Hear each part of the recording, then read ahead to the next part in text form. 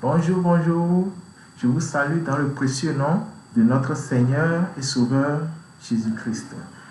Vous êtes nombreux à vous connecter sur cette chaîne et à être scotchés pour écouter les merveilles de la parole de Dieu. Alors, si tu es nouveau sur cette chaîne, n'hésite pas à t'abonner, d'accord, et activer la cloche de notification pour ne manquer aucune autre nouvelle vidéo lorsqu'elle sera nouvellement sortie. Et ici, nous parlons des réalités spirituelles. Nous donnons les remarques, nous donnons la lumière sur les Saintes Écritures. Alors, ce qu'on ne vous dit pas forcément ou ce que vous ne savez pas. Et qui peut vous donner la vie, qui peut vous donner vraiment la restauration, qui peut vous délivrer, qui peut faire de vous une personne puissante, amie de Dieu et dans une alliance nouvelle que Dieu a établie, qui est une alliance établie par le Christ, bien sûr. Donc, si tu es quelqu'un qui a soif de la vérité, si tu es quelqu'un qui a besoin de la délivrance, si tu es quelqu'un qui a besoin de la restauration complète, parce qu'on sait que Dieu a créé l'homme parfait, et tu viens de restaurer à cette image de parfait, hein, créé à l'image et à la ressemblance de Dieu, tu viens te restaurer comme ça pour être parfait comme Dieu est parfait, eh bien, sois le bienvenu, tu as choisi la bonne chaîne. Alors, depuis un bon moment, on parlait du péché. Dans mes vidéos précédentes, j'ai essayé de décortiquer tant soit peu ce que c'est que le péché. Donc, nous avons vu que le péché, c'est la pensée du diable et cette pensée, c'est l'intérêt personnel. Donc, l'intérêt personnel, on pense soi au lieu pour Dieu, alors que tu dois aimer le Seigneur ton Dieu de toute ta force, de toute ta pensée, de tout ton cœur, et aimer ton prochain comme toi-même. C'est la loi universelle, mais la pensée du diable tient à détourner les hommes de ce principe-là, où il faut faire quoi? Il faut penser à soi, il faut voir son profit, alors que l'homme ne peut pas vivre au détriment de Dieu. C'est un piège, vous voyez. Bon, nous allons expliquer ça de long en large dans une autre vidéo. Aujourd'hui, nous voulons parler de la loi. La loi. Alors, j'ai prévu de parler de la loi dans cette vidéo. Puisque par le péché, nous avons déjà vu que pour être affranchi du péché, il faut croire au Christ. Il faut croire à l'évangile. Mais l'évangile expliqué de façon véridique, pas erronée. Donc, en croyant à l'évangile, on est sauvé. C'est tout. C'est juste croire. Mais croire à ce que le Christ a fait pour le pardon du péché. C'est ça que nous allons expliquer maintenant à travers la loi. Qu'est-ce que le Christ a fait à travers ce processus pour que vous soyez sauvés? Parce que, oui, tout le monde sait que le Christ est mort. Mais comment les choses se sont passées? Comment ça s'est passé jusqu'à ce qu'il est mort et je suis sauvé? Et aujourd'hui, je peux dire que je suis justifié. Puisque nous allons expliquer par les Saintes Écritures que nous sommes justifiés par le travail du Christ sur la croix. Et cette justification, c'est une justification éternelle. Donc, vous avez fini avec le péché par le Christ. Comment on peut finir avec le péché? Comment on a fini avec le péché? On va expliquer ça avec la loi. On va expliquer ça dans cette vidéo. Là où d'autres personnes, encore dans l'ignorance, se disent encore pécheurs, nous allons expliquer tout ça. Parce que c'est des choses très simples, mais ça a besoin d'explication. Sinon, vous n'aurez pas la conviction de votre justice. Ah oui, je suis juste. D'accord, qu'est-ce qui prouve que tu es juste? Comment tu es devenu juste? Voilà. Les gens vont te présenter beaucoup de fautes. Tu ne voles pas, tu ne mens pas, hein? tu ne t'énerves pas, tu ne te bagarres pas, voilà. Donc, toutes ces choses-là pour te montrer que tu es pécheur. Alors que le système de Dieu est différent du système des hommes. La façon dont Dieu comprend les choses est différente de la façon dont les hommes comprennent les choses. Et l'intelligence de Dieu est très très haute, c'est très supérieur. Donc, vaut mieux de comprendre comment Dieu comprend les choses. Et en ce moment, vous êtes dans la vérité. Mais quand vous voulez voir comment l'homme comprend, alors là, vous êtes dans l'erreur. Alors, nous allons commencer par un passage très important. Parce que nous voulons parler de la loi. Je vous avais dit qu'il y a 4 sortes de lois. D'accord? Nous allons expliquer ça correctement. Mais ici, je vais expliquer le processus par lequel les hommes sont justifiés. Et cette justification, est-ce que c'est une justification partielle? C'est une justification éternelle? Nous allons expliquer ça. Les 4 lois qu'il y a, il y a la loi morale, il y a la loi de Moïse, d'accord? Et il y a la loi du péché. Bon, je fais souvent cette erreur, mais écoutez, ne faites pas cette erreur. C'est la loi morale, la loi du péché, la loi de Moïse et la loi de l'esprit de vie. Je reprends. La loi morale, la loi du péché ou la loi de l'habitude, la loi de Moïse et la loi de l'esprit et de vie. Voilà les 4 lois dans la Bible. Aujourd'hui, on va s'intéresser à la loi de Moïse. D'accord? Parce que ce n'est pas cette loi que beaucoup de gens voient leur état pécheresse. Ce n'est pas cette loi qu'ils arrivent à s'évaluer. Donc, nous avons les 10 commandements. Vous voyez, la loi de Moïse écrite sur une tablette, hein, les 10 commandements que Dieu lui a donnés. Et c'est par rapport à ça que les gens arrivent à évaluer s'ils sont pécheurs ou pas. Mais, avant d'aller proprement dit, parce que c'est un sujet très large, nous allons commencer d'abord pour expliquer si la loi de Moïse a été faite pour nous et quel est le processus par lequel nous avons reçu le pardon des péchés par cette loi établie. Alors, nous commençons rapidement sans plus tarder dans le livre de Actes chapitre 13. Actes chapitre 13, verset... je commence au verset 37, sinon c'est le verset 39. D'accord? Ça dit ceci. Mais celui que Dieu a ressuscité n'a pas vu la corruption. Sachez donc, hommes, frères, que c'est par lui que le pardon des péchés vous est annoncé. C'est par le Christ que le pardon des péchés est annoncé aux hommes. C'est uniquement par le Christ. Et le verset 39 dit, et que quiconque croit est justifié par lui de toutes les choses dont vous ne pouviez être justifiés par la loi de Moïse.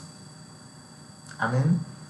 Ce passage nous montre clairement que la justification de Christ est différente de la justification de la loi de Moïse. Vous comprenez? C'est 2 choses différentes.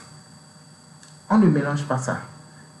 Et on va voir, tout à l'heure, je vais vous expliquer avec d'autres passages bibliques pourquoi c'est des choses différentes. Pourtant, c'est dans la Bible. Vous voyez? Donc, ce qui justifie là, c'est le Christ, pas la loi de Moïse. D'accord? Nous allons voir encore autre chose. Ok? Mais la question ici, pour commencer, je vous demande, est-ce que vous êtes juste ou pécheur? Ah ouais, il faut savoir ça. Parce qu'il a une méthode pour être juste. Mais, croyez-vous que vous êtes juste? Si ce n'est pas vos efforts, non, vous ne pouvez pas être juste. Impossible. L'homme ne peut pas être justifié par ses efforts. Ok. Maintenant, avec tout ce que vous avez appris jusque-là, êtes-vous juste ou pécheur? Nous allons voir ça dans cette vidéo. Alors, nous allons aller dans le livre de Psaume 68, versets 3 à 4, pour découvrir quelque chose. Toujours, j'ouvre la Bible avec vous pour vous permettre de pouvoir suivre. Parce que c'est important de sonder les Écritures. pour voir si ce qu'on vous dit est vrai. Faites-le toujours, quelle qu'en soit la personne. Ne consommez pas parce que, bon, ça vient. Non. Lisez vous-même, comprenez. D'accord? Il a un esprit qui suit la Bible. L'esprit de Dieu, puisque c'est la parole de Dieu. Et c'est elle qui vous convainc au fur et à mesure. Voilà pourquoi c'est important, c'est primordial de pouvoir vérifier et lire. Ok? Dans le psaume 68,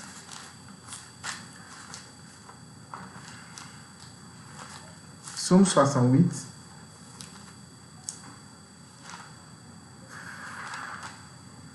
le verset 3.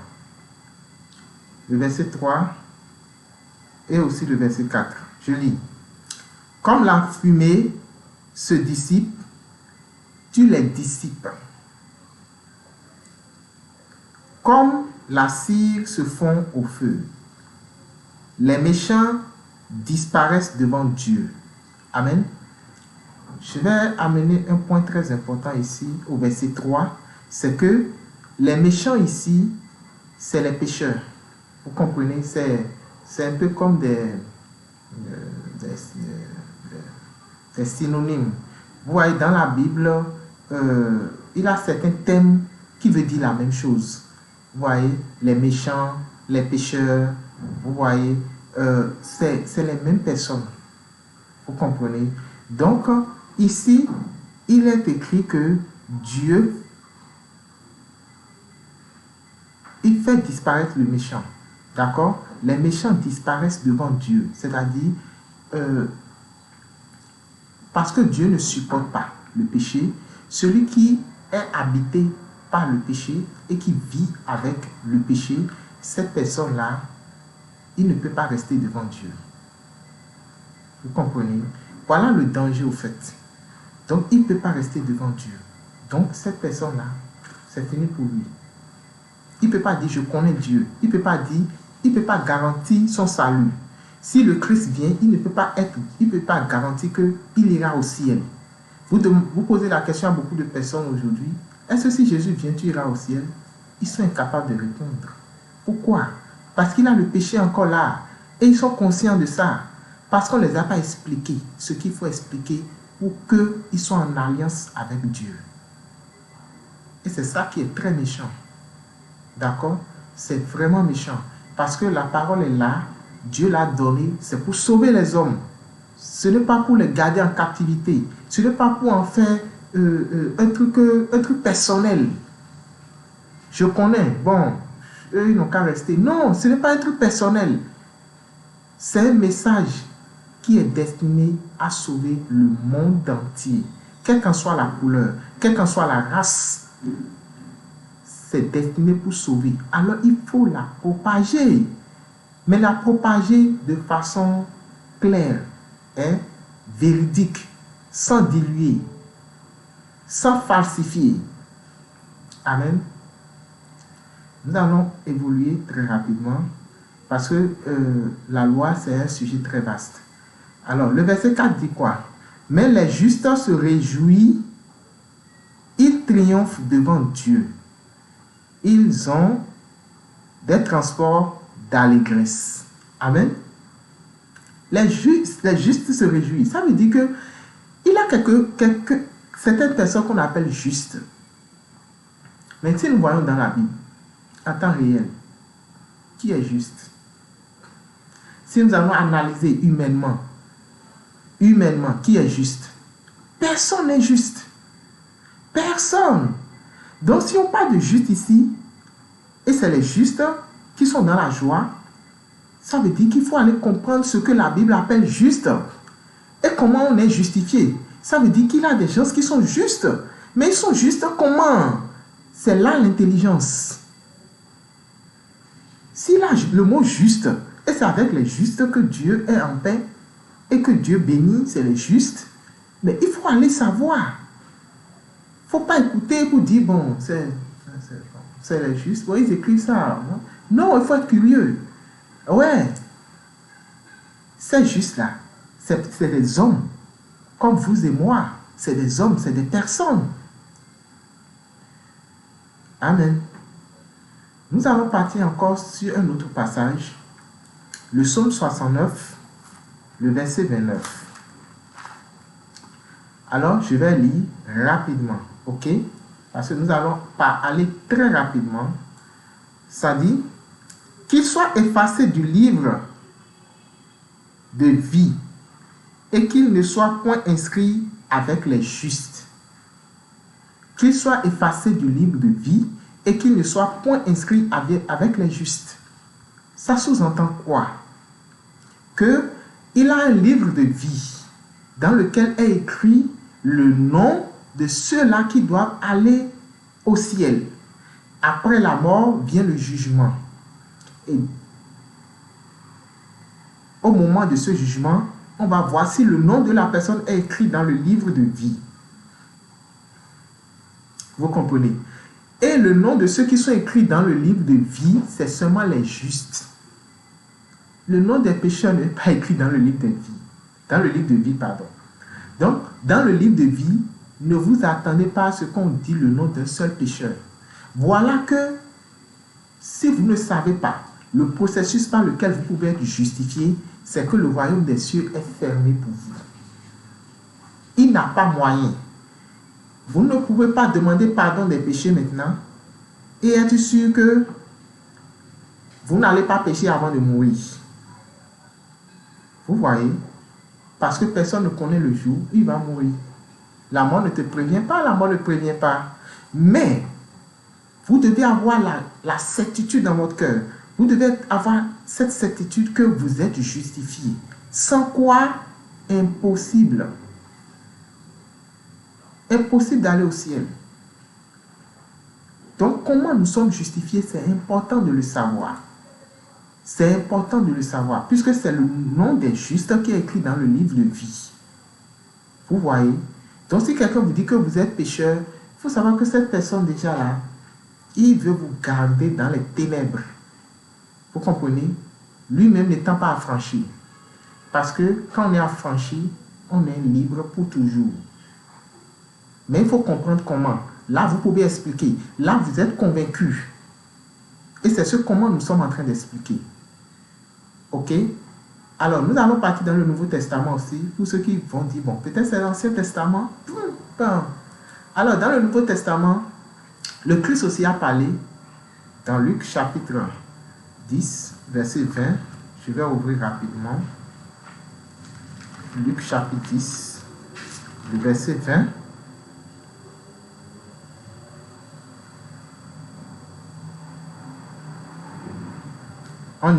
Vous y êtes. Le Christ dit, « Cependant, ne vous réjouissez pas de ce que les esprits vous sont soumis, mais réjouissez-vous de ce que vos noms sont écrits dans le livre, vos noms sont écrits dans les cieux. » Amen. Quand le nom est écrit là-bas, dans les cieux, dans le livre de vie, c'est la joie. Vous n'avez pas besoin de chasser des démons d'abord, avant d'être au paradis. Non, non, non, que personne ne vous trompe. Ce n'est pas parce que vous chassez des démons, ou bien parce que vous chassez un esprit mauvais, ou bien parce que vous démontrez une certaine puissance que vous irez au paradis. Non. Le paradis, ça c'est les dons. C'est les dons spirituels. C'est différent. Croire, même si la personne manifeste n'importe quel don, s'il n'est pas justifié, il n'a pas assez. Il n'a pas assez au paradis, il n'a pas le visa. Donc, nécessairement, il lui faut être justifié. Et justifié comment? Il doit savoir comment il est justifié. Sinon, il n'est pas encore justifié. Vous comprenez? Donc, il doit savoir. Nous avons vu la fois passée, dans une autre de mes vidéos, sur le péché, j'ai expliqué que sans l'effusion de sang, il n'a pas le pardon. Donc, si quelqu'un veut le pardon de ses péchés, la personne nécessairement doit verser le sang. Et le salaire du péché, c'est la mort. Donc, si vous croyez que vous avez péché et vous voulez que le péché soit expié, la seule méthode, ce n'est pas de prier, c'est le sang doit verser. Soit vous mourrez ou quelque chose meurt à votre place. C'est primordial, c'est comme ça se passait. Vous comprenez? Et nous allons expliquer de long en large ce processus-là jusqu'à Christ. Et là, vous allez voir clairement que la prière n'enlève jamais le péché. Jamais, au grand jamais, la prière n'enlève le péché. Donc que personne ne vous trompe. Sinon que la personne démontre par la Bible. Là où c'est écrit comme ça. Le roi David, tous les grands personnages de la Bible n'ont jamais prié pour être pardonnés. Ils ont toujours fait un sacrifice. Amen. Et aujourd'hui, les gens prient pour le péché. Non, ce n'est pas possible. La prière n'enlève pas le péché. Donc, dans ce passage, Hébreux 9, verset 22, c'est démontré que sans effusion de sang, pas de pardon. Maintenant, nous allons voir comment les gens se faisaient pardonner leurs péchés depuis l'Ancien Testament. Ok? Il a eu 3 sacrifices. D'accord? Dans la loi de Moïse, nous allons nous intéresser seulement sur le côté sacrifice. D'accord? Parce que c'est ça là qui va nous démontrer comment nous sommes pardonnés de nos péchés. Ok? Donc, le sacrifice, il avait le sacrifice journalier. Le sacrifice journalier, c'est un sacrifice qu'on fait chaque jour quand on pêche. C'est-à-dire, quand la personne voit qu'il a péché, il va offrir son sacrifice. Et après, Dieu a amené le sacrifice annuel. Et après, Dieu a amené le sacrifice éternel.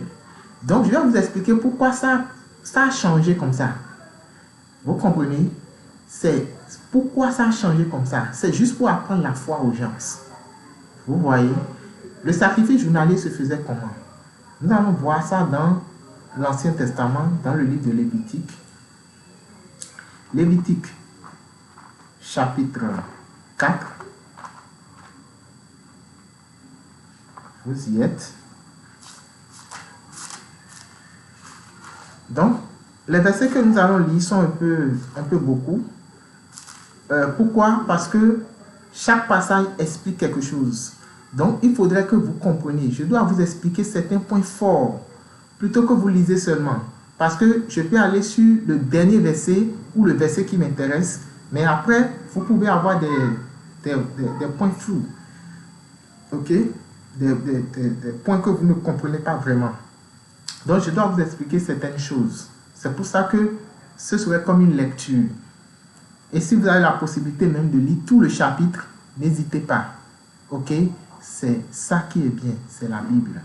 Alors, commençons au verset 27.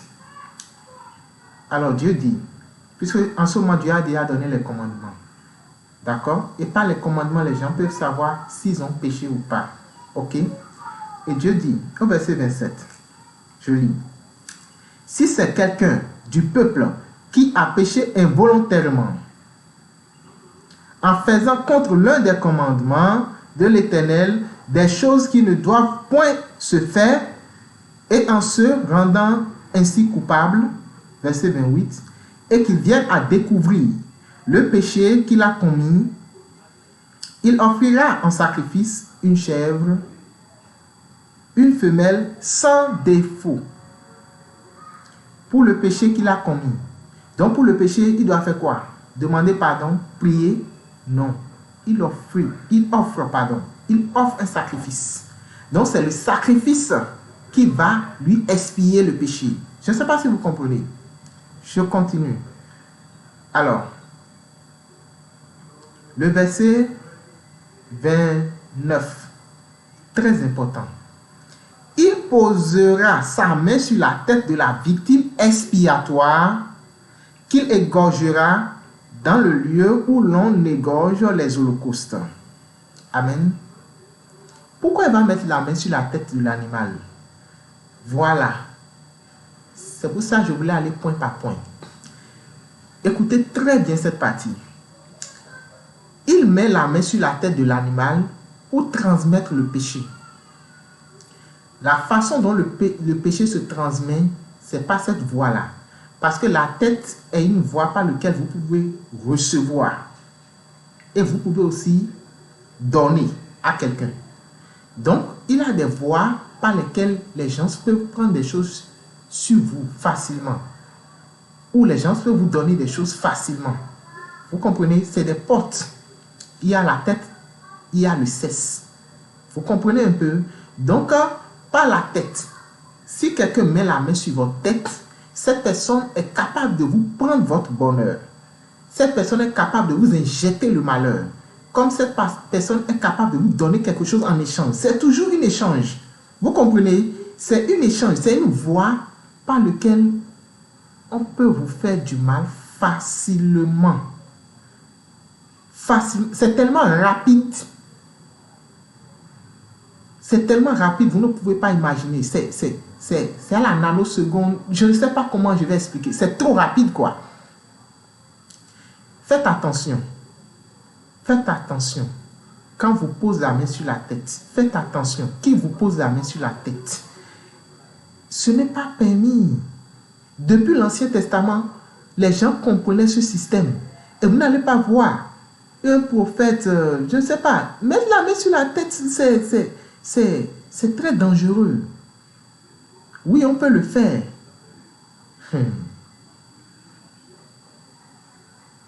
Chers auditeurs, c'est très, très dangereux. C'est une porte ouverte. Il a accès à toute votre vie. Il peut vous détruire. Comme il peut vous prendre ce qui est plus cher et vous donner juste un petit truc. Il peut envoyer le malheur en vous et vous prendre tout ce que vous avez sans que vous ne vous y rendez pas compte. C'est après, quand vous voyez les effets, qu'est-ce qui m'arrive? Pourquoi je fais comme ça? Ah oui, il a volé ta chance. On y reviendra. Ne négligez jamais ce passage-là. Faites très attention. Mettre la main sur la tête des gens, c'est dangereux. Vous n'avez pas besoin qu'on mette la main sur votre tête avant de recevoir le Saint-Esprit. Vous n'avez pas besoin qu'on mette la main sur votre tête avant d'être sauvé. Quand Pierre est parti prêcher à Corneille dans Actes chapitre 10, on a vu ça dans une autre de mes vidéos, il n'a pas mis la main sur sa tête avant qu'il reçoive le Saint-Esprit. Donc le Saint-Esprit ne se reçoit pas parce qu'on impose une main. Non. Ce n'est pas obligatoire, quoi.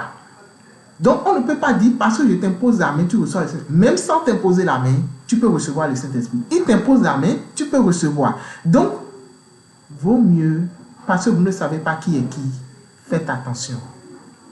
L'imposition des mains est très, très dangereuse. Alors, il pose la main sur la tête de l'animal. Le verset 30 dit, le sacrificateur prendra avec son doigt du sang de la victime et en mettra sur les cornes de l'autel des holocaustes. Et il répandra tout le sang au pied de l'autel. Je vais y revenir pour cette partie-là. Parce qu'il verse le sang où? Par terre. Vous comprenez? Il met ça sur les cornes de l'autel. Donc, nous allons expliquer pourquoi il fait ça. Pourquoi ce genre de rituel? Pourquoi il met le sang là sur les cornes de l'autel et le reste, il verse ça par terre. Vous comprenez un peu? Alors, nous allons voir pourquoi le sang est versé par terre. Ok? Allons dans Jérémie, dans l'Ancien Testament toujours, chapitre 17. On y revient, hein, on y revient. Gardez le passage de Lévitique. Alors, Jérémie, pour vous montrer quelque chose, j'ouvre en même temps que vous. Et j'ouvre un peu comme un débutant pour vous permettre aussi d'être là. C'est important. Ok? Parce que, au fait, je voudrais que vous lisiez. Et je voudrais que vous compreniez. D'accord? Et c'est seulement en lisant que vous allez voir ça encore plus clair. Jérémie chapitre 17, le verset 1. Je lis. Le péché de Juda est écrit avec un burin de fer, avec une pointe de diamant. Il est gravé sur la table de leur cœur et sur les cornes de vos autels. Amen. Ça veut dire que quand quelqu'un pêche, le péché est gravé dans son cœur. Et maintenant, sur la table des autels.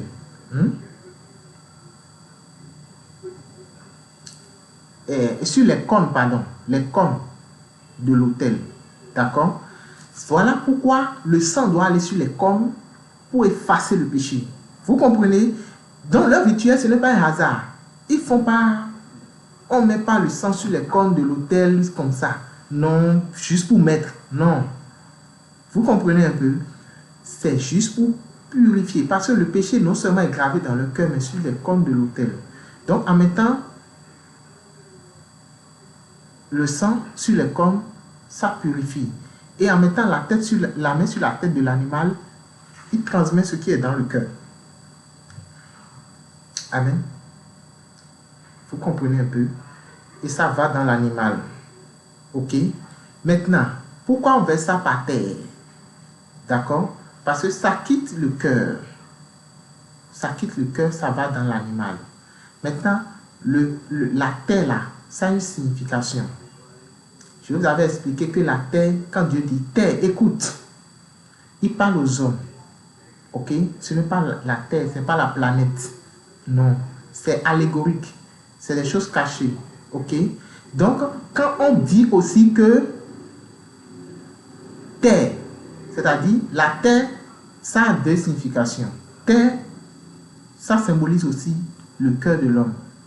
Et terre symbolise l'homme. Vous comprenez? Alors, dans Matthieu chapitre 13, excusez-moi, Matthieu chapitre 13, Jésus a expliqué quelque chose dans le Nouveau Testament. Alors, le chapitre 13, bon, c'est au verset 23, moi je voudrais aller, pour aller plus vite. Mais, faisons une lecture rapidement. Commençons au verset 15, ok? Il est écrit ici. Car le cœur de ce peuple est devenu insensible. Ils ont endurci leurs oreilles et ils ont fermé leurs yeux. De peur qu'ils ne voient de leurs yeux, qu'ils n'entendent de leurs oreilles, qu'ils ne comprennent pardon, de leur cœur,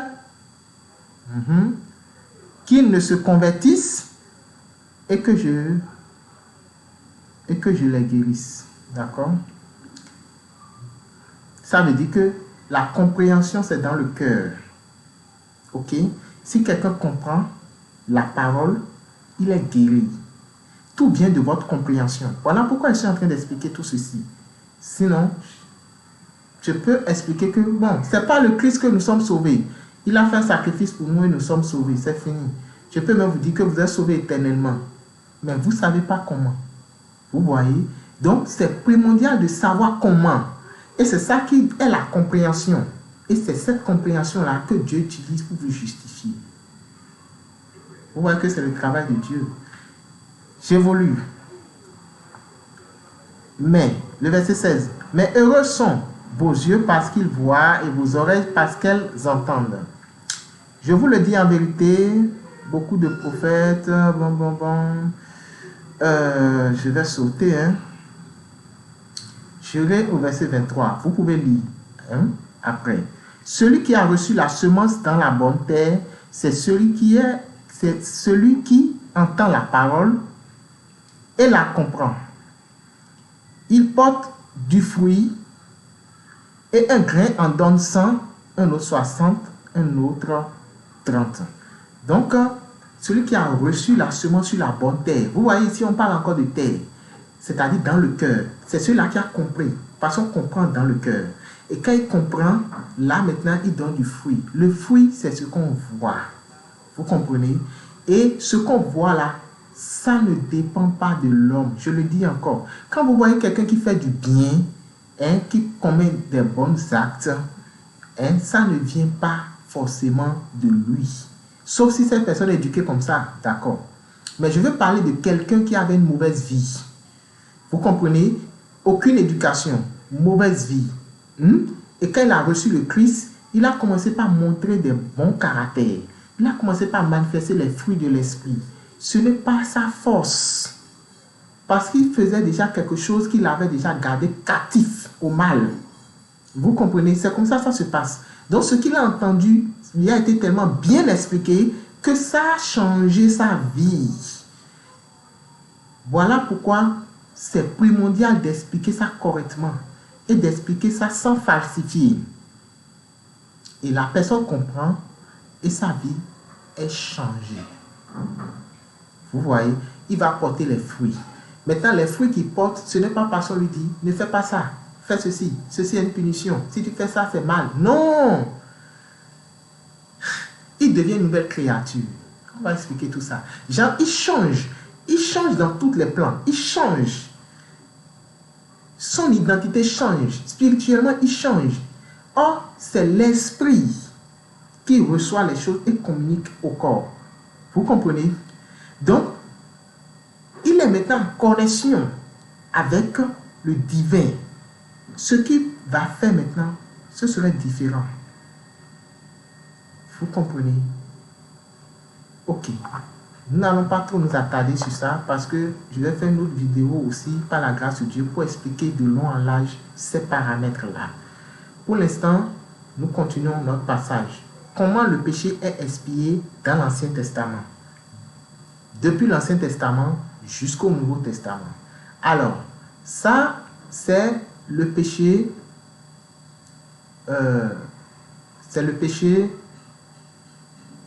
journalier. Ok? C'est le péché journalier. Donc, après le péché journalier, nous avons le sacrifice annuel. Ok? Le sacrifice annuel se fait comment? Comment se fait le sacrifice annuel? Ok? Pas le sacrifice éternel, pardon, mais le sacrifice annuel. Le sacrifice éternel, nous allons le voir tout à l'heure. Vous allez comprendre pourquoi c'est comme ça. Ok? Maintenant, pour le sacrifice annuel, vous pouvez voir ça seulement dans le chapitre 16. Ok? Le chapitre 16. Alors, vous ouvrez votre Bible au chapitre 16 de Lévitique. Lévitique qu'on vient de lire, le chapitre 16. Lévitique, chapitre 16. Ok. Nous allons lire certains passages, ok, pour aller très vite. Mais je vous encourage à lire tout le chapitre. Ok. Alors, le verset 6. Je lis verset 6, 7, 8, 9 et 10. Et je vais sauter après. Donc, je vous préviens au fur et à mesure.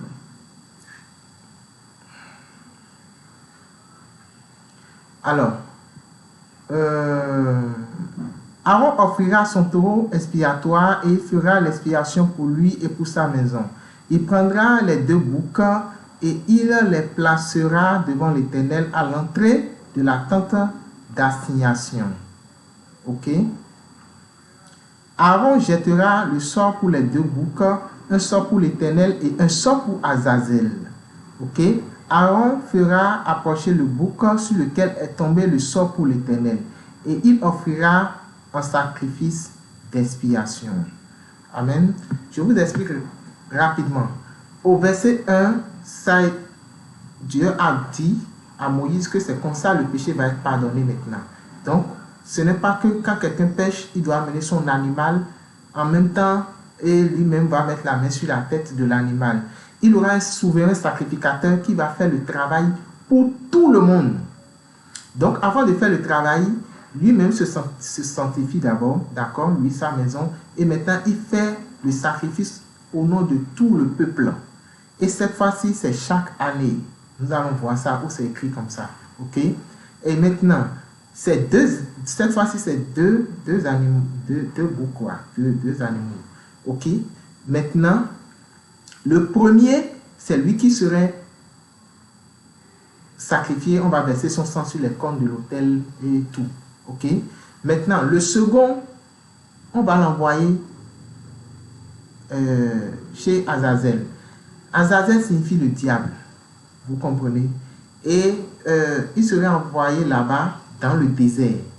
Vous voyez? C'est dans le désert qu'il va rencontrer Azazel. Azazel signifie le diable. D'accord? C'est là-bas qu'il ira rencontrer le diable. L'animal là est pour Azazel. Et cet animal, quelqu'un aura la charge de le poursuivre jusqu'à ce qu'il meure dans le désert, de la faim et du soif.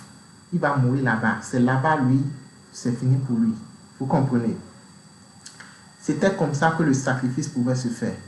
D'accord? Je continue rapidement pour expliquer rapidement. Le verset 14. Il prendra du sang du taureau et il fera l'aspersion avec son sang sur le devant du propitiatoire vers l'Orient. Il fera avec son sang cette fois l'aspersion du sang devant le propitiatoire. Le verset 15. Il égorgera le bouc expiatoire pour le peuple. Vous voyez, l'animal là, les boucs là, le second va vers Azazel, mais le premier, on va l'égorger, d'accord? Et faire le sacrifice pour le peuple. Et ils emportera le sang au-delà du voile. Il fera avec ce sang comme il a fait avec le sang du taureau. Il en fera l'aspersion sur le propitiatoire et devant le propitiatoire. C'est ainsi qu'il fera l'expiation pour le sanctuaire à cause des impuretés des enfants d'Israël et de toutes les transgressions par lesquelles ils ont péché. Vous voyez? Donc, il va faire ce même sang-là, va servir aussi à purifier. Vous comprenez? Donc, il a maintenant le pardon du péché qui est fait par ce sacrifice. Ok?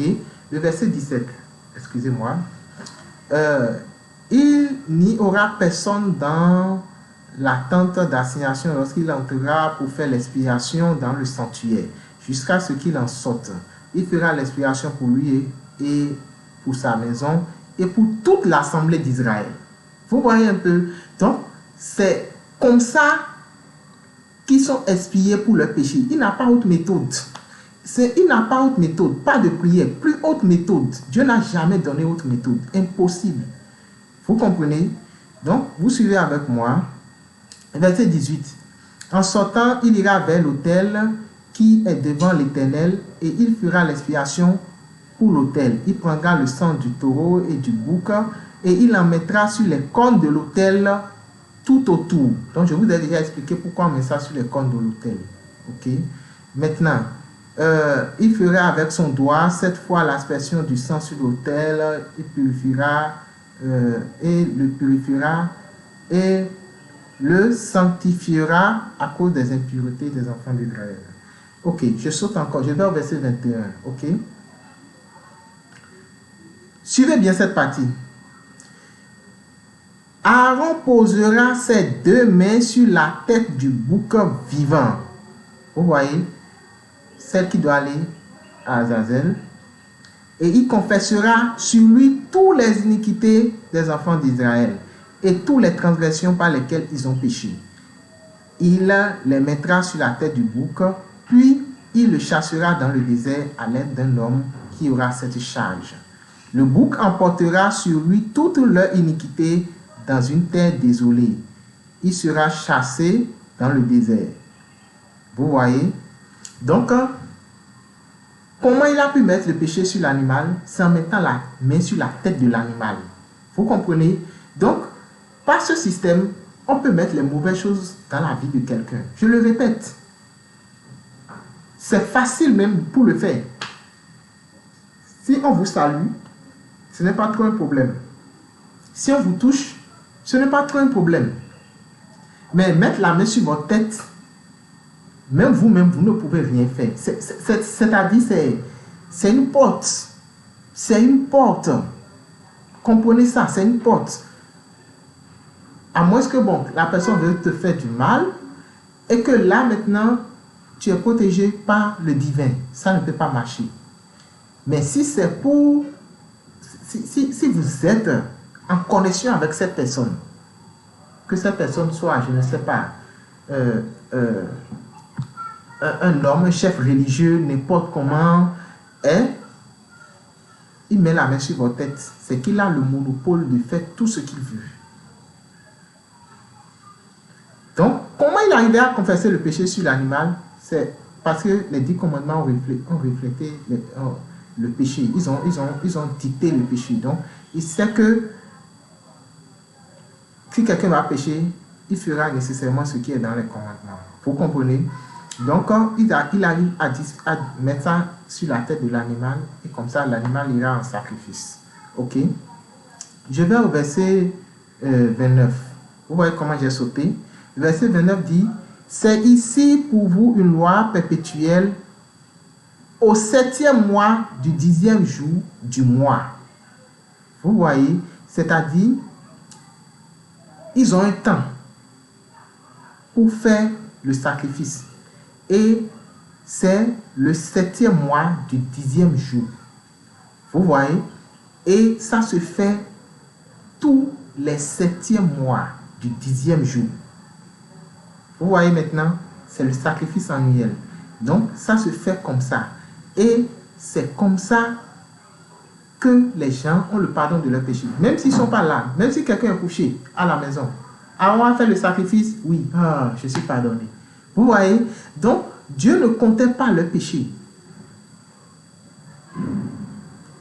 Si le moment où le sacrifice doit se faire vient et ils ne font pas le sacrifice, en ce moment, Dieu prend en compte leurs péchés.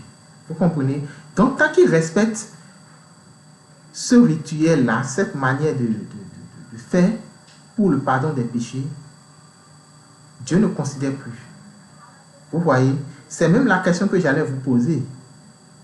Est-ce que si ils ont démarré ce processus avant de pécher, avant le temps, c'est-à-dire ils ont démarré, d'accord? Supposons qu'ils ont déjà démarré en 2021, juillet 2021, ok?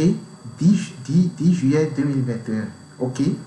Et que nous ne sommes pas encore au 10 juillet 2022. Tous les péchés qu'ils vont commettre là, est-ce que c'est pardonné? Oui, c'est pardonné. Vous comprenez?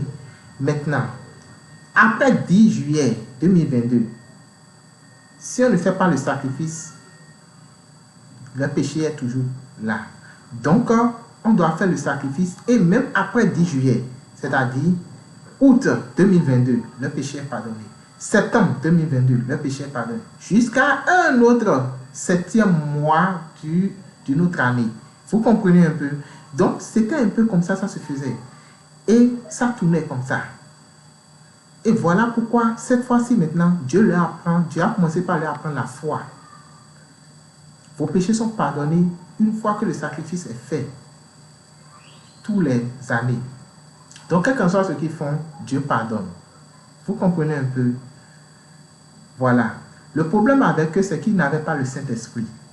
Ce qui est notre avantage aujourd'hui.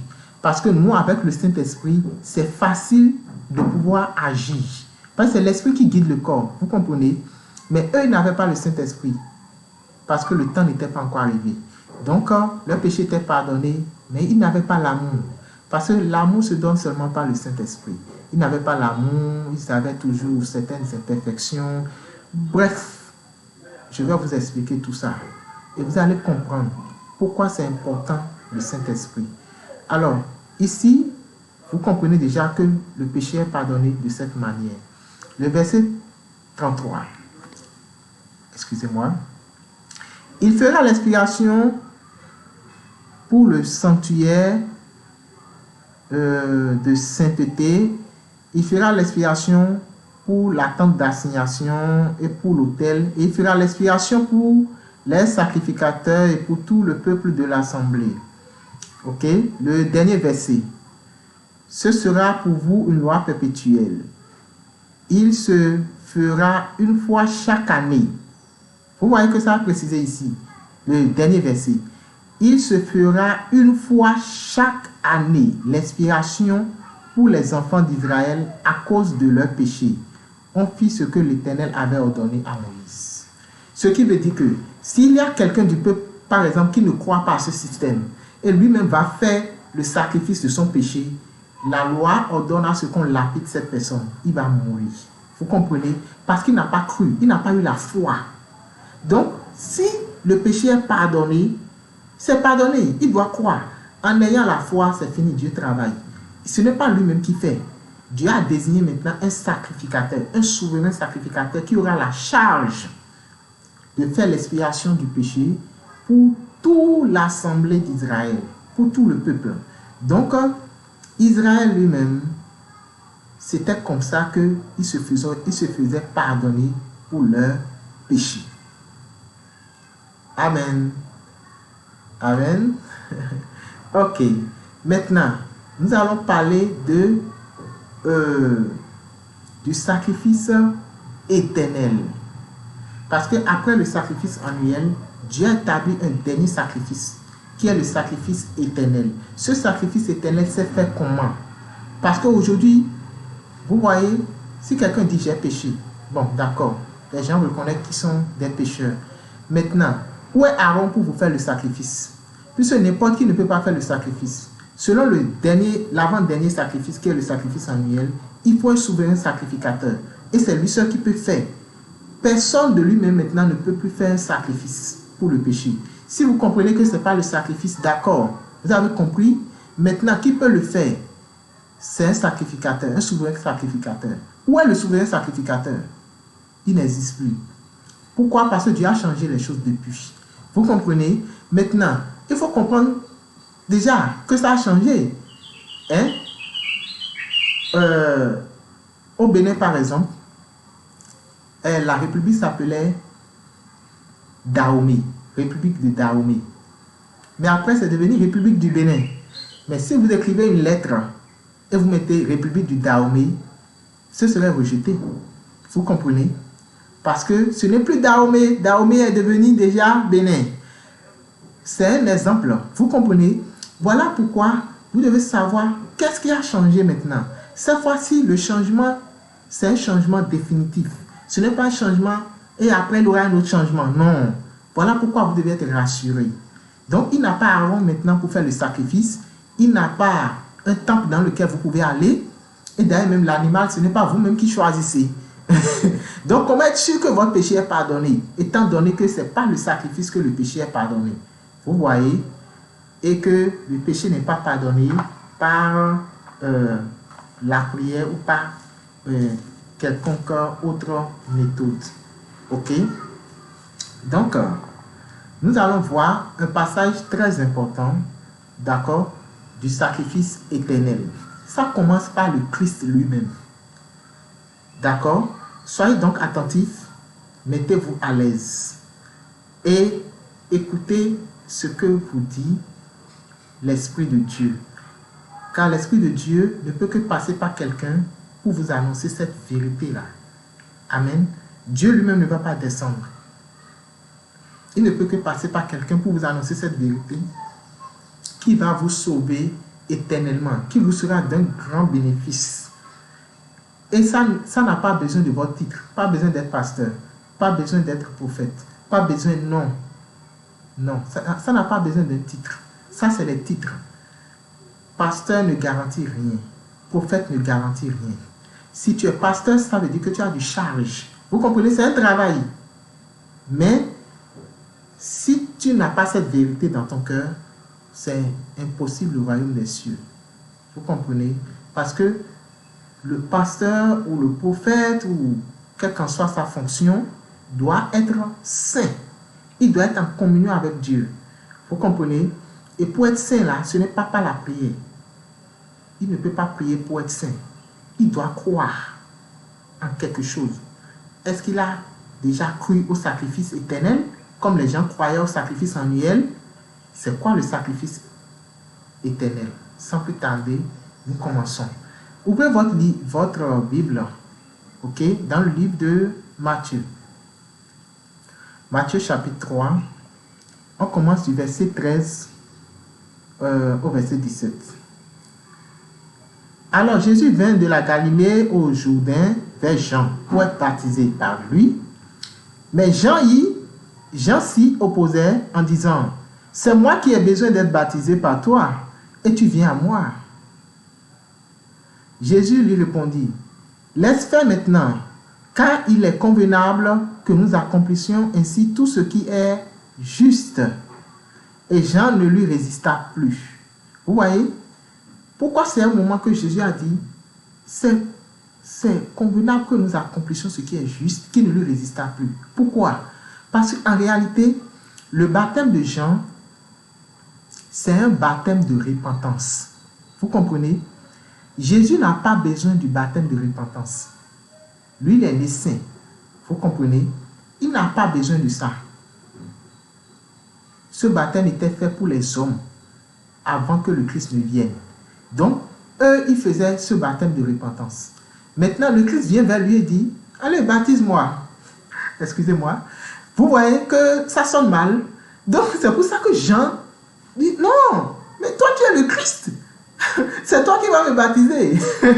Comment moi, je vais te baptiser? Moi, il ne peut pas te baptiser. Il n'a rien en toi que je vais faire. Je ne peux pas te baptiser, au fait. C'est pas normal.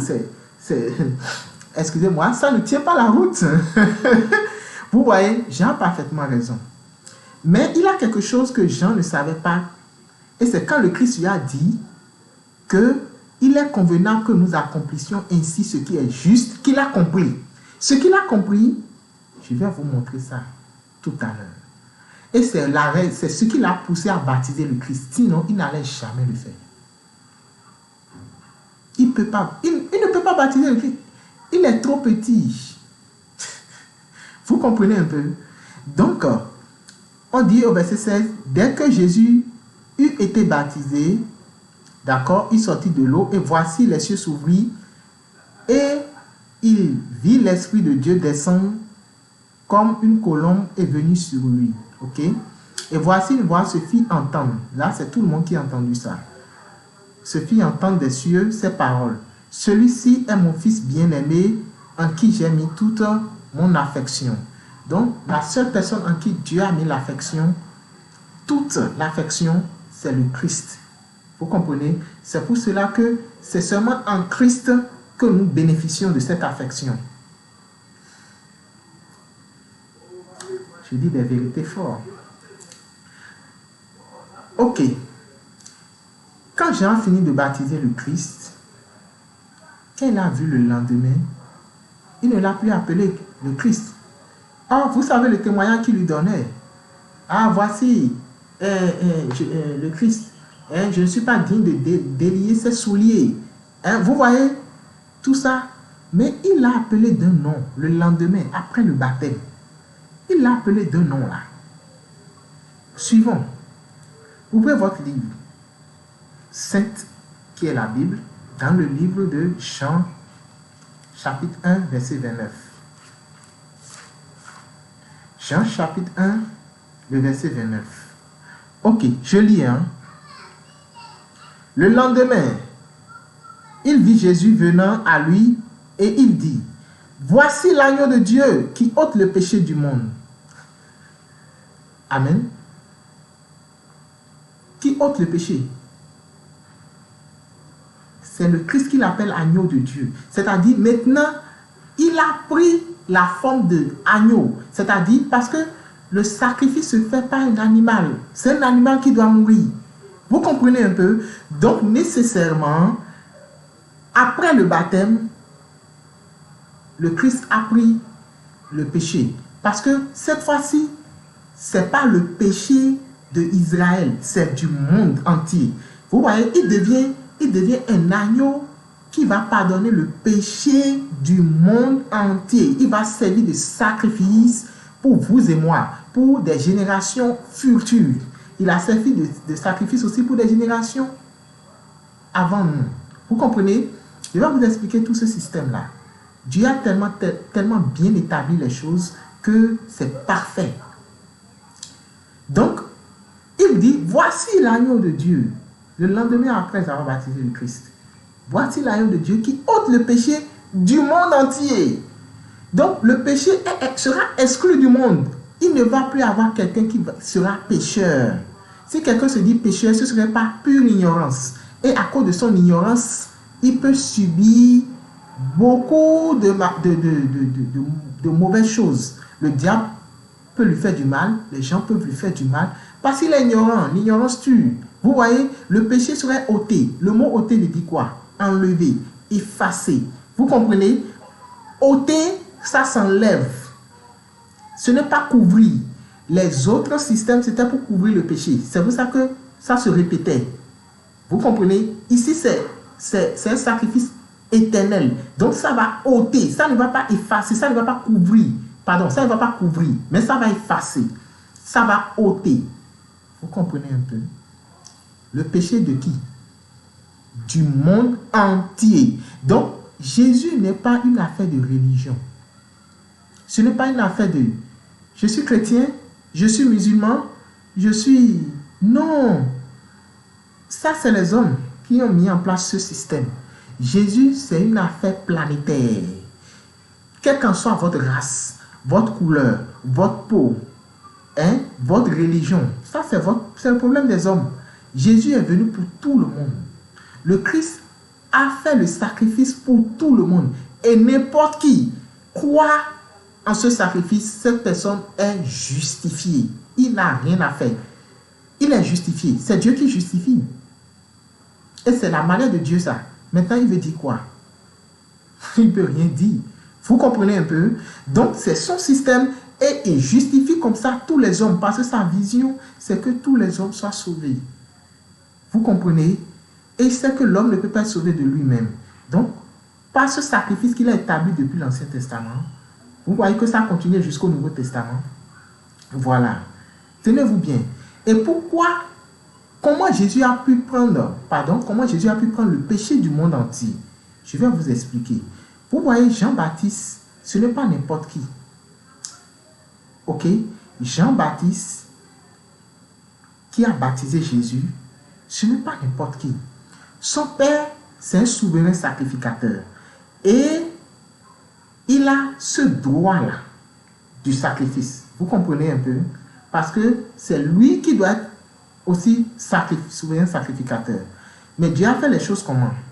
Excusez-moi. Dieu a fait les choses comment? Parmi tous ceux qui sont nés de femmes là, depuis que le monde est monde, jusqu'à ce qu'un jour le monde va finir, il n'a pas quelqu'un plus grand que Jean-Baptiste. Vous avez dit, mais qu'est-ce qu'il dit? Vérifions ça dans la Bible. Dans Jean 11, verset 11. Vous y êtes. Je lis. Ok? Jean 11, verset 11. J'essaie d'aller le plus vite possible, d'accord? Parce que c'est un sujet très large. Ok? Même si nous ne disons pas tout, nous allons quand même dire l'essentiel qui va vous permettre de méditer. Ok? Alors, le verset 11 dit, Jean chapitre 11, verset 11.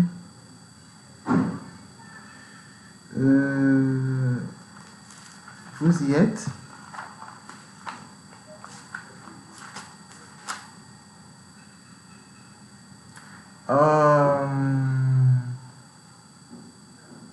Excusez-moi, là, je pense que je me suis trompé. Bon, ça arrive, hein, avec tous les versets que je garde dans la tête. Ok? Au lieu de Jean, allez dans Matthieu. Matthieu, ok? Au lieu de Jean, c'est Matthieu. Chapitre 11, le verset 11. Ok? Matthieu, chapitre 11, le verset 11. Vous me suivez là? Ok. Bon, ça arrive, hein? Ok. Ça dit ceci. Je vous le dis en vérité, parmi ceux qui sont nés de femmes, il n'en a point paru de plus grand que Jean-Baptiste. Cependant, le plus petit dans le royaume des cieux est plus grand que lui. Amen. Donc, parmi ceux qui sont nés de femmes, comme ça là, il n'a pas plus grand que Jean-Baptiste. Ce qui veut dire que Jean-Baptiste représente tous les hommes du monde entier. Vous comprenez un peu? Tous les hommes du monde entier. Jean-Baptiste les représente. Donc, c'est un peu comme votre président vous représente. Quel qu'en soit le pays dans lequel vous êtes en train de me suivre en ce moment. Si votre président signe une loi pour le pays, vous avez signé aussi cette loi. S'il prête de l'argent, vous avez prêté aussi. Il a prêté au nom de la nation. Vous comprenez? C'est quelque chose comme ça. Donc, Jean-Baptiste représente tous les hommes. Donc, du coup, pour prendre le péché, il faut que celui qui nous représente lui donne le péché. Donc, celui qui nous représente dans le passé, dans le présent, dans le futur, c'est Jean-Baptiste. Donc, il a mis le péché sur qui? Sur l'agneau. Donc, en mettant la main sur la tête de Jésus pour le baptiser par immersion, il s'est rappelé que c'est le système qui se faisait pour le pardon des péchés. Donc, maintenant, il a vu que Jésus est devenu l'agneau. Vous comprenez? Voilà. Alors, quand l'agneau a porté le péché, maintenant, il doit aller dans le désert. C'est là, vous allez voir dans Matthieu 4, verset 1, que Jésus est parti dans le désert, parce qu'il a un bouc qui est pour Azazel. Ok? Le chapitre 4, verset 1. Alors Jésus fut amené par l'Esprit dans le désert pour être tenté par le diable. Donc, dans le désert, il va rencontrer Azazel. Ok? Il va rencontrer le diable. Vous voyez que, excusez-moi, vous voyez que c'est le cheminement. C'est le cheminement. Vous voyez, il doit suivre les étapes. C'est comme ça se passe. Maintenant, Jésus, maintenant, pour finir, a été sacrifié. Parce que l'agneau doit mourir. Le salaire du péché, c'est la mort. Le péché a été transmis sur lui. Maintenant, il doit mourir. Vous voyez, c'est pour ça que c'est primordial qu'il meure. C'est comme ça, c'est la règle. Alors, vous pouvez lire ça dans Jean 19. Nous allons aller rapidement, ok? Jean 19, verset 34.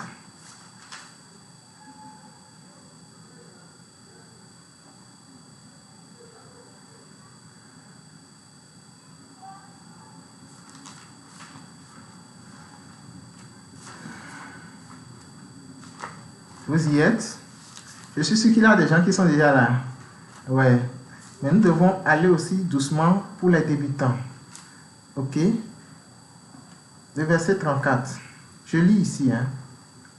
Mais un des soldats lui perça le côté avec une lance et aussitôt il sortit du sang et de l'eau. Vous comprenez, non? Parce que de l'animal doit sortir le sang. Sans effusion de sang, pas de pardon. Ah, c'est merveilleux la parole de Dieu.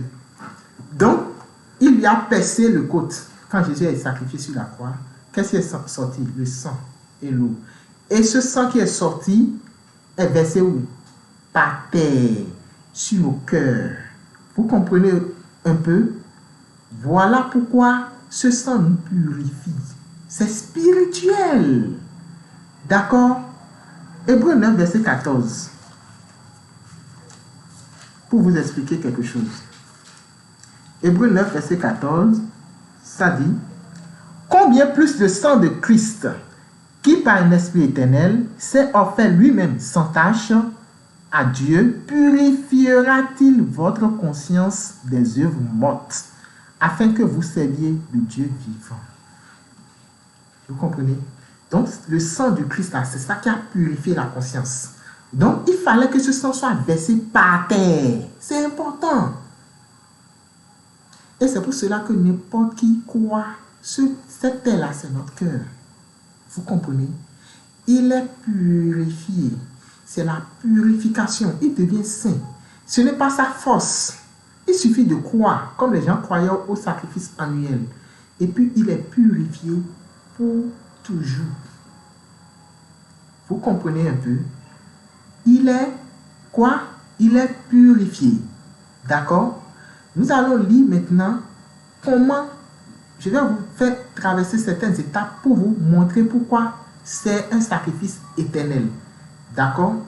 Donc, lisons toujours le livre d'Hébreux. D'accord? Allons au verset 24. Suivez très bien cette partie, s'il vous plaît. Le verset 24, nous allons terminer au verset 26. Je pouvais aller au verset 26 directement. Ok? C'est pour que vous ayez une compréhension plus large.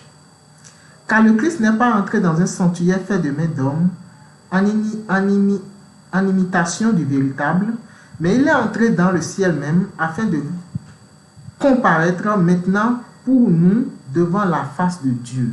Parce que le tabernacle que Moïse a fait sur la terre et qui servait d'expiation pour le péché, c'est en imitation de quelque chose qui était déjà au ciel. Vous comprenez? Donc, le Christ est allé là-bas même. Pas dans le temple qui a été construit ici, par Moïse, Aaron, par les Israélites. D'accord? Et ce n'est pas pour s'offrir lui-même plusieurs fois qu'il y est entré. Comme le souverain sacrificateur entre chaque année dans le sanctuaire avec du sang étranger. Vous comprenez un peu? Donc, le sang étranger, le sang des animaux, c'est de ça on parle. Donc, ce n'est pas pour entrer plusieurs fois. C'est-à-dire, vous péchez maintenant, le Christ doit venir et puis mourir. Quelqu'un d'autre pêche, le Christ doit venir pour mourir. Non, non, non. Le verset 26. Autrement, il aurait fallu qu'il eût souffert plusieurs fois depuis la création du monde, tandis que maintenant, à la fin des siècles, il a paru une seule fois pour abolir le péché par son sacrifice. Ouf! C'est clair, hein? Il a fait quoi? Il a aboli. Vous savez, quand on parle d'abolition, c'est-à-dire il a aboli le péché une fois pour toutes. On ne doit plus entendre parler du péché. Donc si quelqu'un est toujours chrétien et se dit pécheur, il est ignorant. Et cette ignorance va lui donner accès au diable, aux mauvais esprits, aux sorciers, à beaucoup de choses, de l'atteindre et de lui faire du mal. De s'amuser avec sa vie. Parce qu'en fait, il n'est pas encore chrétien. Vous comprenez? S'il est chrétien, il est juste. C'est pour ça que j'ai posé la question, êtes-vous juste ou pécheur? D'accord? Il est justifié. Donc le Christ a fait ça pour toujours, jusqu'à la fin du monde. C'est valable. C'est le sacrifice éternel. Donc, ce n'est pas parce que vous péchez maintenant, le Christ va venir pour le pardon de vos péchés. Non. Quand on faisait le sacrifice là, le sacrifice annuel, les Israélites ne péchaient pas.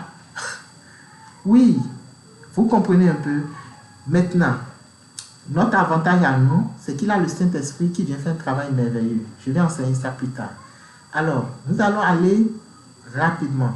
Ok? Nous avons déjà vu que la justice, d'accord, le pardon se fait par le sang et cette fois-ci c'est un pardon éternel. Donc vous êtes justifié pour toujours. Lisez bien cette partie, méditez-la et que le Saint-Esprit vous éclaire.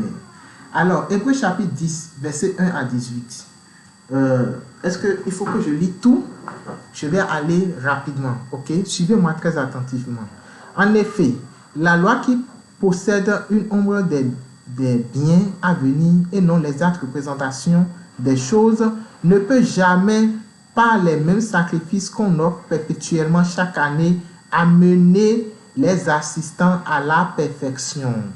Autrement, n'aurait-on pas cessé de les offrir parce que ceux qui rendent ce culte, étant une fois purifiés, n'auraient plus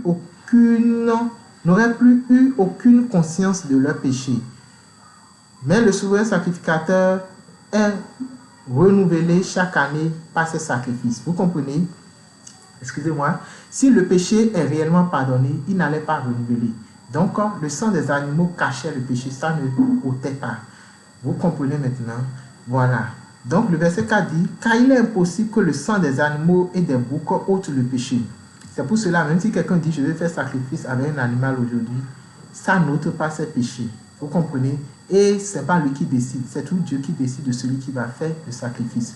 Donc, ce sacrifice-là n'ôtait pas le péché. Ça le couvrait, ok? Et maintenant, c'est le Christ qui a ôté. Le verset 5 dit, c'est pourquoi Christ entrant dans le monde a dit, tu n'as voulu ni sacrifice, ni holocauste, mais tu m'as formé un corps. Amen. Donc, tu n'as agréé ni holocauste, ni sacrifice pour le péché. Alors j'ai dit, voici, je viens. Dans le rouleau du livre, il est question de moi. Ce rouleau du livre, c'est les Saintes Écritures. C'est la Bible, ok? C'est le Torah, si vous voulez. Donc, on a déjà parlé de Christ depuis l'Ancien Testament. En faisant ce sacrifice-là, on parlait du Christ qui va venir. Vous voyez, qui va venir. Donc, c'est lui l'agneau, au fait. Il est venu maintenant, il ne doit plus avoir ça. Vous comprenez? Maintenant, il dit, après avoir dit, d'abord, tu n'as voulu et tu n'as agréé ni sacrifice, ni offrande, ni holocauste, ni sacrifice pour le péché, ce qu'on offre selon la loi. Il dit ensuite, voici, je viens pour faire ta volonté. Il abolit ainsi la première chose pour établir la seconde. Vous comprenez un peu? Donc la première chose, la manière dont le péché est pardonné par la loi là, mosaïque, il a aboli ça pour établir une autre loi, une autre alliance. Vous comprenez? Et il dit ici, c'est en vertu de cette volonté, le verset 10, c'est en vertu de cette volonté que nous sommes sanctifiés par l'offrande du corps du Christ une fois pour toutes. Soulignez une fois pour toutes, s'il vous plaît. Une fois pour toutes. Il n'a pas que vous êtes sanctifiés pour un moment et vous allez voir encore que vous êtes pécheur et chercher encore le pardon de vos péchés. C'est une fois pour toute votre vie, pour l'éternité, une fois pour toutes. Vous êtes saint, vous êtes pur. Le Christ n'est pas venu faire un sacrifice qui va vous sanctifier partiellement. Comprenez bien la puissance de ce travail-là qu'il a fait. C'est tellement puissant. Ça ne se limite pas à un truc pour un temps. C'est seulement si vous croyez que vous pouvez voir la gloire de Dieu dans votre vie. Parce que c'est le travail de Dieu ici. Vous voyez? Et ce sacrifice est une fois pour toutes. Pour toute la vie. Et qu'ainsi que tout sacrificateur, et tandis que tout sacrificateur fait chaque jour le service et offre souvent les mêmes sacrifices qui ne peuvent jamais ôter le péché. Vous voyez, ce que je lis, c'est dans la Bible. Le sacrifice ne peut jamais ôter le péché. C'est seulement le sacrifice du Christ qui a ôté le péché. Le verset 12. Lui, après avoir offert un seul sacrifice pour le péché, s'est assis pour toujours à la droite de Dieu. D'accord? Je vais au verset 14. Je saute. Ok? Car par une seule offrande, il a amené à la perfection pour toujours ceux qui sont sanctifiés. Soulignez pour toujours, s'il vous plaît.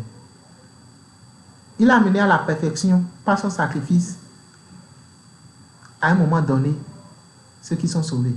C'est ça? Vous êtes parfait comme Dieu est parfait là. Pour un temps. C'est ça? En tout cas, si quelqu'un vous dit ça là, il faut savoir que c'est un agent du diable. C'est quelqu'un qui ne veut pas que vous ayez la vérité. Soyons francs. Ce que vous lisez dans votre Bible, c'est ça, il faut croire. Ok? Vous êtes saint, vous êtes parfait. Ce n'est pas un homme qui vous a rendu parfait, c'est Dieu. Comment vous êtes parfait, je vous ai déjà dit. Croyez au sacrifice éternel. Et vous êtes parfait, pour toujours. Le mot toujours est écrit.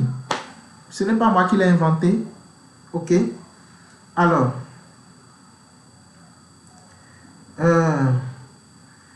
le verset suivant. C'est ce que le Saint-Esprit nous atteste aussi. Car après avoir dit, voici l'alliance que je ferai avec eux.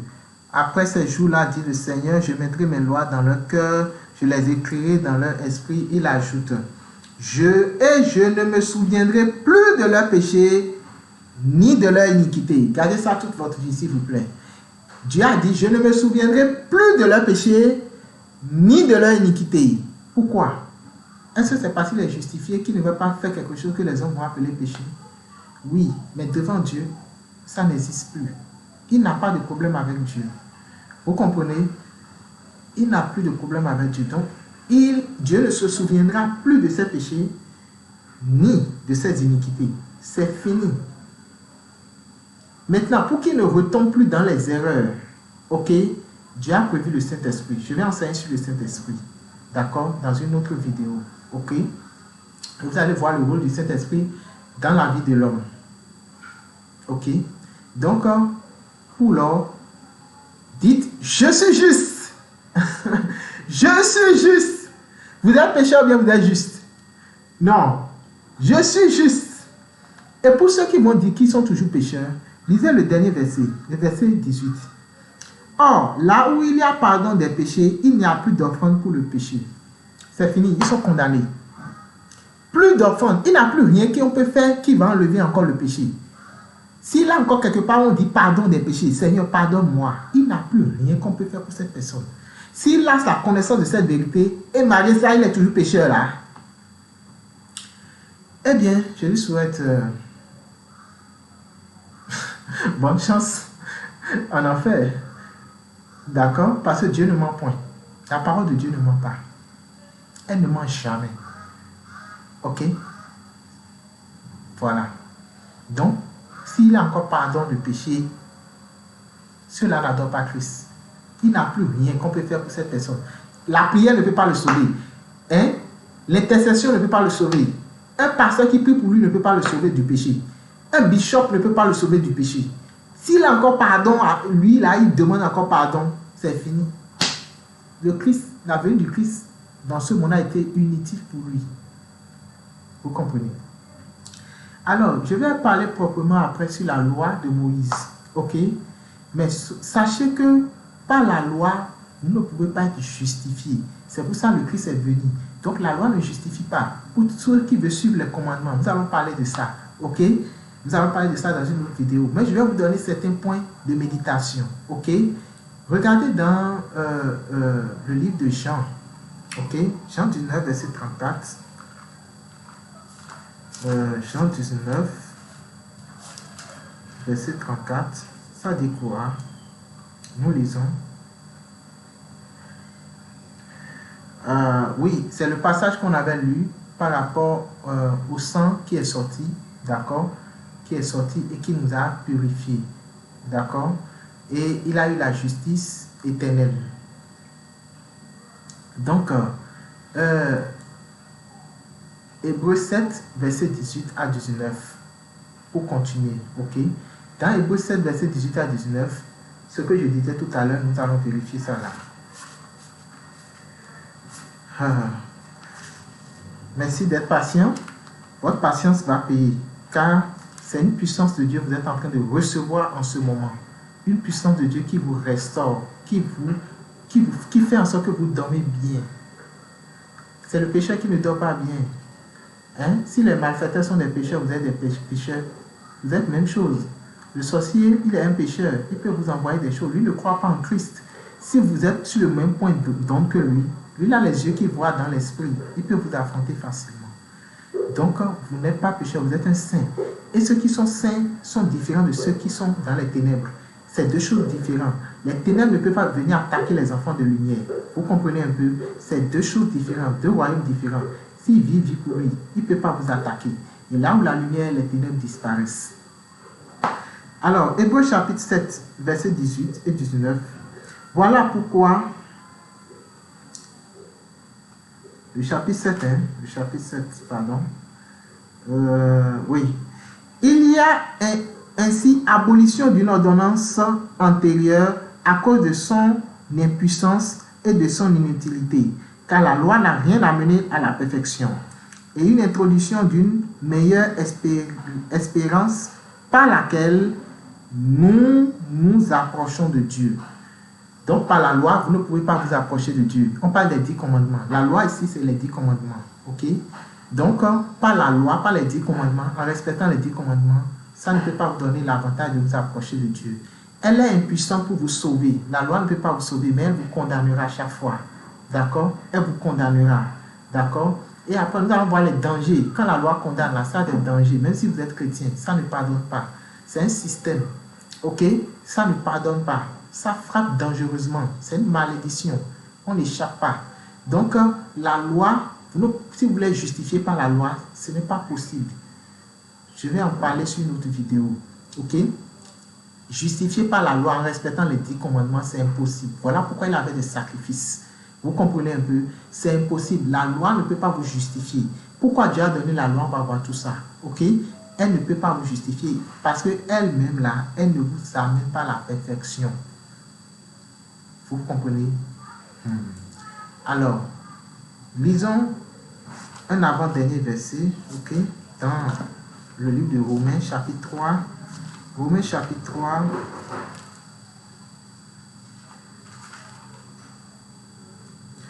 Alors, le verset 20, ok?